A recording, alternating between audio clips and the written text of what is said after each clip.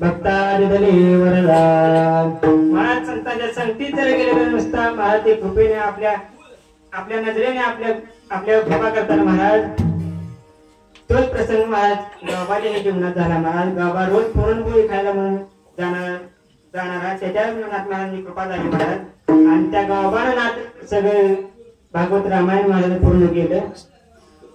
रामायण गावांच्या पूर्ण केलं महाराज। संतांच्या संगतीत जर गेलं तर महाराज एवढा लाभ होतो महाराज। आणि संत महात्मे नेहमी या जगाच्या कल्याण करता येतात महाराज। इथं पहिल्या विचार आपण मध्याबाई महाराज करू काय वानो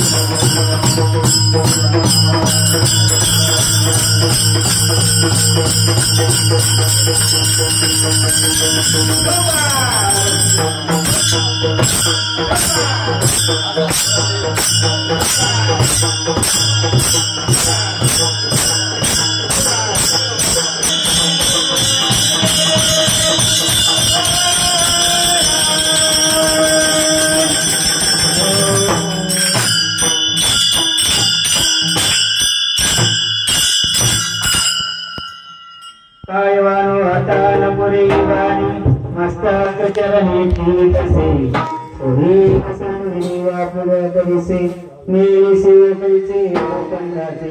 संतांचं नाव जरी आपल्या मुखाने घेतलं महाराज काय होते ते तुकोबाराय म्हणतात की तुका म्हणे जपे जाते संतांची तुका म्हणे पापे जाते संतांची या जपे.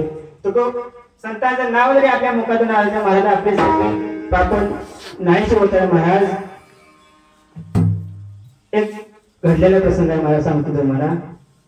प्रल्हाद महाराज बडव्यांचे मूळ पुरुष महाराज प्रल्हाद महाराज बडवे सकाळी पहाटेचे उठून 2 वाजता विठ्ठलाच्या दर्शनाकरता गेले आणि त्यांना एक असा दृश्य दिसलं की स्वतः विटेवरचा मालक महाराज पांडुरंग परमात्मा विटेवरून खाली येऊन महाराज गरुड खांबाजवळ नाचत होता, भजन करत होता. कोणाचं भजन करत होतं महाराज? ज्ञानदेव तुकाराम तुकोबा यांचं भजन करत होता महाराज.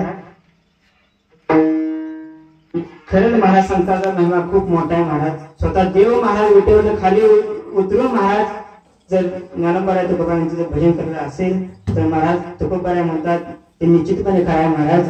काय वाणी एवढा मोठा संतांचा महिमा आहे महाराज. संतांचा महिमा एवढा मोठा आहे महाराज. एके ठिकाणी तुकोबाई संतांचा 3 महत्वाचे मुद्दे सांगतात महाराज.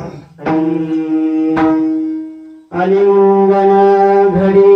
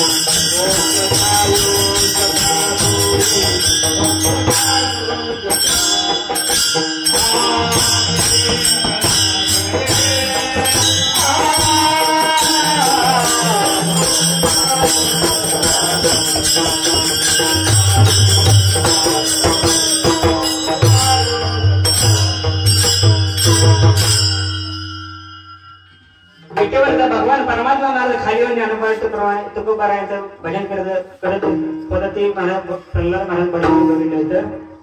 सकाळी सर्व वारकरी दर्शनाकरता येत होते.